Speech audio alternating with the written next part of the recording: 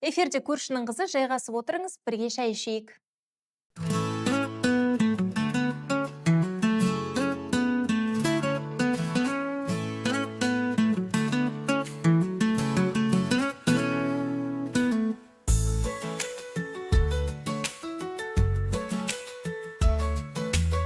Атырауда бір колледжде болған оқиға жұртты шулатты. Ағылшын тілі мұғалімі сабаққа кешіккен студенттерді жазалау үшін отжимание жасатқан.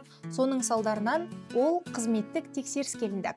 Оқиға 30 қаңтар күні энергетика және құрылыс колледжінде болған. 16 жастағы студент ағылшын тілі сабағында бар жоғы 6 минутқа кешігіп келеді. Анасының айтуынша мұғалім жаза ретінде студентке 100 рет отжимание жасауды бұйырған. Әрине, бала 100 рет жасай алмайды, тек 70 рет қана орындайды. Сабақтан кейін үйіне келгенде жағдайы күрт нашарлап, жедел жәрдем шақыруға тура келген.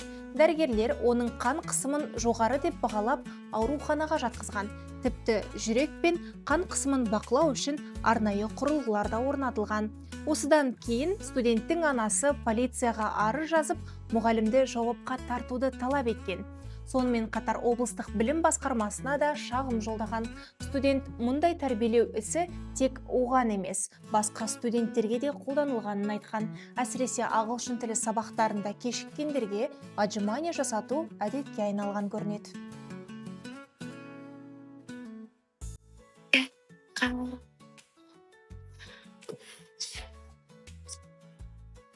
Мен сені емдеймін, телефонның арғы жағынан ақ оқып дем саламын, аяғыңнан тік тұрасың. Бастысы маған сен дегендер қаптап кетті ғой. Астанада TikTokта өзін емші деп таныстырған бір азаматтың ісі сотпен аяқталды. Әлеуметтік желі арқылы адамдарды арбаған емшіміз ақыры жауапқа тартылды. Қала тұрғыны TikTokта аккаунт ашып, өзін ерекше қабілеті бар емші ретінде көрсеткен. Экстрасенсорлық күшім бар деп түрлі емдеу қызметтерінде ұсыныпты. Соған сенген 3 әйел оның сөзіне еріп, қомақты қаржысын салып жіберген. Нәтижесінде емшінің құрбандары жалпы 5,5 миллион теңге ақшасын беріп жіберген. Ал прокуратура мәліметінше, бұл қаражаттың барлығы дерлік емге емес, құмар ойындарға жұмсалған. Сот барысында айыпталушы кінәсін толық мойындап, алған ақшаның жартысын қайтарып бергені белгілі болды.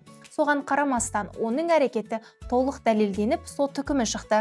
Нәтижесінде TikToktағы жалған емші 2 жыл 4 айға бас бостандығынан айырылды. Тағы бір рет әлеуметтік желідегі сиқырлы емге сенерде ойланып алған дұрыс екенін дәлелдеген оқиға болды.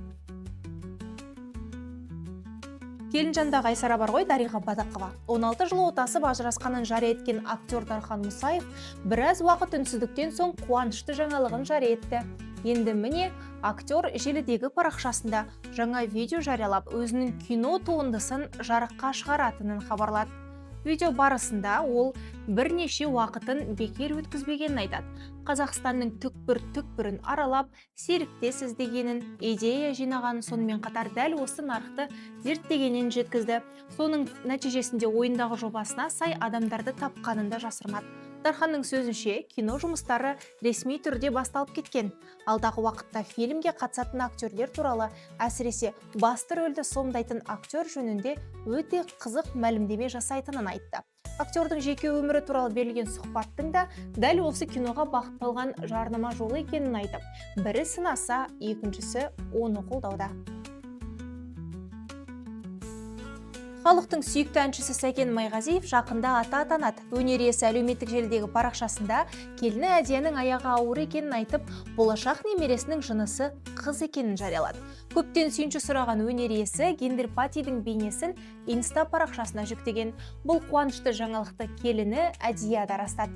Оның айтуынша бұл сәтке арналған арнайы видео түсірілген. Алайда жұлдызды жұп оны кейінірек жарияламақ. Әзірге қуанышты хабарды көпшілікке тезірек жеткізуді жөн көрген. Ата-әжелерге жақсы болды. Енді олар пойыздың билеттерін қарайған ақшаға алмайды.